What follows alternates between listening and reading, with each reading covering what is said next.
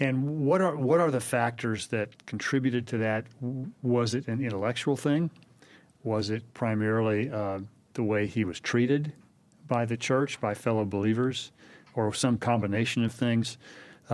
So I approach this more, what can I learn from this, and how can I glean from this things that will help us prevent these kinds of things from taking place among people who are just starting out in the pastorate, for example, folks who have felt like they are called to pastor.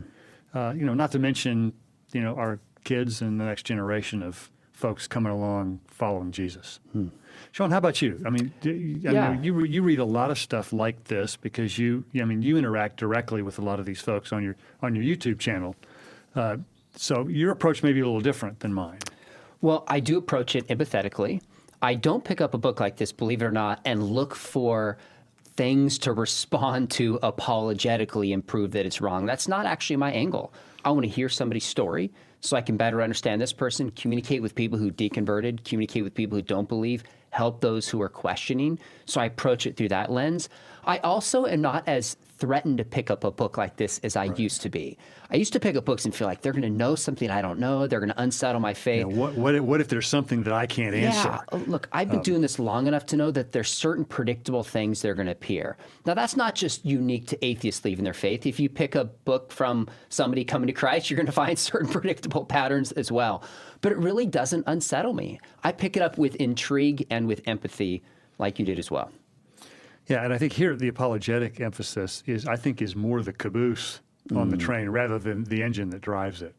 So for our listeners, it's a really long book. I don't expect our listeners to wade their way through it. Although I admit, the more I got into this, the more I sort of got hooked on the story. I found it very, very interesting. But just for our viewers and our listeners on audio, just briefly summarize what's Pastor Tim's story here. Why do some people say faith doesn't work? And what can we learn from their experiences? Well, in this compelling discussion, we analyze the story of a megachurch pastor who left Christianity, troubled by spiritual abuse, hypocrisy, and doubts about hell and the resurrection. Can his critiques be answered? Stay tuned as we tackle his objections, explore the evidence for Christianity, and discuss how the gospel offers real hope for broken people. Do you agree or disagree? Well, join the conversation in the comments, and don't forget to like, share, and subscribe to keep spreading the truth. If you support the spread of the gospel and the defense of Christianity, feel free to buy us a coffee, link in the description. Your generosity helps the cause of Christ. Witness the Redeemer in the rubble, discover the cross in the conflict, focus on the way in the wilderness, and embrace the shepherd through the storm. Yeah, he starts off on page 1 and says, I read the Bible from cover to cover at age 9. Was called to be a minister at 16, and eventually became a leader within my denomination. I led churches, wrote books, which were best-selling, and influenced thousands of people, only to discover later in life that faith no longer worked for me. That's a summary, and it's a heartbreaking book. There's a lot of church abuse and division. He describes, very frankly, 2 divorces that he goes through, questions that he encountered, rejection by people in the church, and then eventually just described himself as a humanist and feeling much happier today, seemingly, than he did during this entire season. Yeah, it sounds like it has a lot in common with the journey of Tony Campolo's son, Bart, who calls himself a humanist today. Although Bart did not start out with the same sort of pastoral background. Now, there are a number of times that the phrase exceptions to faith occurs in italics. And almost every time there's some event that's disillusioning to Tim, or some sort of inconsistency that he sees, where it's sort of what I would call it's a what's wrong with this picture moment. Right. That he calls an exception to faith. He never really spells it out what he means. Yep. So what do you think he's trying to get across? But it's obviously it's something that's very meaningful. It was very influential in his journey. Yeah. What do you think he means by that? And what are some of those examples of those exceptions? Yeah, this is like a drumbeat that goes through the book. And very quickly, when he wrote in italics, this is an exception to faith, you get the idea that these are going to all come to fruition at the end and, in a sense, lead to the collapse of his faith, come crashing down. So some of these exceptions, and there's dozens of them, are things like a Bible teacher who sexually abuses a young girl. and then takes his own life. Like, that's jarring. The story of his father, who was, in many ways, are related to my father's story through this, whose father was a drunk, but then has a radical conversion story, but was not completely converted. Some of that behavior maintained. So it's kind of like, can Jesus really change a life?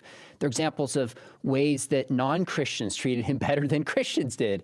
And these are all exceptions to his faith. And you feel the weight of it as you go through the book. You feel like over and over again, there's these things that didn't fit in the theology that he believed. And then on page 53, he really captures it. He said, whenever I saw or experienced something, anything I couldn't explain, and that might be a cause for doubting my beliefs, I filed it away like a legal brief containing evidence that needed to be disproved. I placed in the back of my mind mental storage spots for exceptions to the rule of faith. And this is something we'll get into. But when you let doubt go on and on and on, it is going to build and fester like a cancer. And you see it take place in his story. So what's the lesson then for, for pastors, for professors, for parents in helping people work through their doubts? Yeah, that's a great question. So I think one lesson is just more important than necessarily giving an answer for a doubt is giving space to express that doubt. So our friend Kara Powell has done some great work at Fuller Theological Seminary at the Institute, and she talks about in Sticky Faith that it's not just doubt that really hijacks faith, it's unexpressed doubt. When you don't feel the freedom to raise questions and doubt certain things, it builds up and wreck a faith. So more than anything, in our families, in our classrooms, in our churches, do we give people space to ask questions? So he writes this on page 24. He says, these were rock solid truths, and questioning any one of them would be considered an act of rebellious arrogance about the Bible being true, about the death of Jesus, new life in Christ, the reality of Satan. And I thought, oh man, that is just a recipe for disaster. When you say this is absolutely true, don't ask questions. And this was before the internet, when people could get online and atheists and skeptics could ask good questions. That's just a recipe to shipwreck somebody's faith. Well, and that happened too when he was young. And when he's still impressionable, still being formed in his faith. I think that's especially important for people to be able to give rise to their doubts, to be able to express them, and to know that the people who you trust in your life as mentors and sort of spiritual figures in your life aren't threatened by those doubts. That's right. Because I can't tell you how many parents, it's this white knuckle moment when their kids express doubts for the first time. And one thing I've learned, and I had a very insightful friend who told me this. He said, for many of us who came to faith, when in a previous generation, our coming to faith was the way we separated ourselves from our parents and formed our own individual, unique identity. And those of us who have tried our best to raise our kids in distinctly Christian homes, our kids don't have that opportunity to separate from the parents and nurture their faith at the same time. And so I've learned what I learned from that is I just tried really hard not to freak out when my kids expressed doubts and had questions. And I realized that being raised in a Christian home, they had to do something different. They had to push back against something different to establish their own separate identity, separate from mom and dad. And for us, that was coming to faith. My folks, they didn't know what to do with my brother and sister and I when we came. They thought we had gone completely off the deep end. And it was a very effective way as teenagers of separating ourselves, becoming our own distinct person, which is something I don't think we don't leave space for our kids to do that today, or for our students to do that today. I think as much as that was true a generation or so ago. I think it's true exponentially more. Sometimes the testimony of our faith is just saying, I believe, but I have questions, and it's okay. Yeah. And you see the sense in this book of he's looking for certainty, 100%. I think that's another recipe for just setting yourself up with a standard way too high. So I agree. So I think a big factor in his sort of deconstructing his own faith was the experience that he had in the primary church that he pastored. He invested so many years of life. In fact, I think you make a good case that he actually burned out several times he says in the midst of that, which he openly admits. Yeah. But he was sort of summarily dismissed from that church as well. How would you describe the pain that he experienced and the mistreatment that he experienced in his role as the senior pastor of this megachurch, and how that sort of shaped the trajectory of where he ended up? So I highlight a few passages I want to read because I want to make sure that our viewers don't miss how harrowing some of this story is. And I think we should, to be fair too. Yeah. You know, I suspect the church might have another side to this story. Absolutely. And so we don't want to minimize that, but we only have access to one side here. Agreed. And there's he names a lot of people you and I know that are rock stars in the evangelical world. Yeah. I'm sure there's another side to this, fair enough. But we're just going to interact with it as he describes his own story publicly. He says things like, behind the scenes, I saw repeated examples of how churches claiming theological purity were subject to the same human failings and limitations as any other organization, including incidents of sexual misconduct ranging from inappropriate touching to extramarital and homosexual affairs. And when it happened in their own realm, they typically guarded their image and kept it quiet. And honestly, you and I have talked about that on this podcast. Spiritual abuse, when someone claims to be representing God, speaking for God, and then doesn't care about helping people who are hurting and the truth getting out, that's damaging. And he describes this spiritual abuse, although he doesn't use that term, just weighing on him over and over and over again. I hear that a lot from skeptics who have left their faith. That's one piece he brings in. Another one I'll read, he talks about hypocrisy. Let me track this one down. I mean, this is just his honesty here. He says, when all the people that represent the church in your life suddenly no longer represent the things you were so absolutely sure that they did, you are forced to question all your beliefs. That's the reality when the people failed him in that way. Another one, Scott. I think actually his exceptions to faith, I think they're just a running list of those hypocrisies. That's essentially what it is. And this one, I mean, I paused and I shared this with my wife. It was hard to take, but he describes going to another pastor, trying to reconcile. At this point, I believe in the story, he had stepped down, had been divorced, had made some mistakes, comes to a pastor and tries, from his perspective, to reconcile. And this pastor communicates to him that he is permanently broken. That's heartbreaking. That he's beyond being fixed. And I just thought, what on earth? How could you communicate such a lack of grace to somebody who's coming to you feeling broken, hadn't left the faith yet? And you just get the feeling he feels, again, he's telling his story. This hypocrisy, this hurt, this failure just beat down. And then it comes to fruition. I'll just read one more because I don't want our viewers to miss this. But he describes, he says, I slipped away from my Christian family, and they, for the most part, responded by acting as if I no longer existed. Your value to other Christians diminishes when you leave. I mean, that's quite the contrast to the parable of the prodigal son.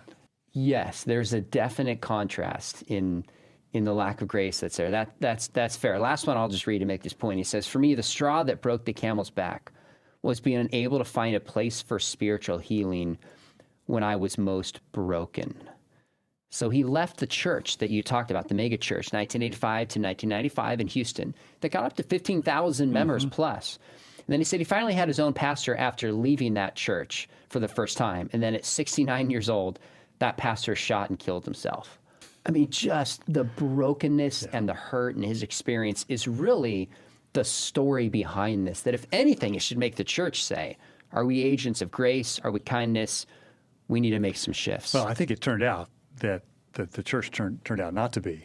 Even though the interesting irony in this is that one of the really positive things that Tim did for this church was to make it a haven for people who were broken and looking for redemption. All the emphasis he made on small groups, on recovery, all those things. The church became what I would call, a MASH unit. Point number one, Christianity invites broken people. Absolutely, the church is filled with broken, hypocritical people, and it can lead to disillusionment. Jesus explicitly came for the broken, not the righteous. It is not the healthy who need a doctor, but the sick. I have come to call not the righteous, but sinners. The presence of broken people in the church does not invalidate Christianity. It affirms the need for Christ's healing. Instead of looking to flawed humans as the ultimate standard. Focus on Christ's perfection. The church is a hospital for sinners, not a museum for saints. Number 2, hypocrisy and legalism as barriers to faith. Raised in a rigid, legalistic home where faith was reduced to rule following, that was this pastor's experience. And legalism is a distortion of the gospel. Paul warned against relying on the law for salvation. It is for freedom that Christ has set us free. True faith is about transformation by grace, not behavior modification through rules. Hypocrisy and legalism point to human failure, not a failure of God. And we need to evaluate whether our faith is rooted in grace or works. We need to free ourselves from the bondage of legalism by embracing Christ's liberating grace. Number 3, understanding hell and God's justice. Struggles with the concept of hell, finding it hard to reconcile with God's love, is something that obviously this pastor deals with. And Jesus frequently spoke about hell as a reality. Depart from me, you who are cursed, into the eternal fire prepared for the devil and his angels. C.S. Lewis observed that hell is the natural consequence of rejecting God. There are only 2 kinds of people in the end: those who say to God, thy will be done, and those to whom God says, thy will be done. You see, hell reflects God's justice and respect for human free will. Without judgment, there is no ultimate accountability for evil. So trust in Christ, who bore the penalty of sin so that no one has to face hell unnecessarily. And finally, my last point, number 4, the unique evidence for the resurrection. How is the apostles' willingness to die for their faith different from modern day extremists, for example? Well, the apostles were eyewitnesses of the resurrection, willing to die for the direct experience. Modern extremists, on the other hand, die for beliefs handed down over centuries, not first-hand encounters. The apostles' willingness to die is not proof of the resurrection truth, but evidence of their sincerity. Combined with other historical evidence, it strengthens the case for the resurrection. So study the resurrection carefully, as it is the cornerstone of the Christian faith. Ground your belief in both the historical evidence and personal experience of Christ's transforming power in our lives.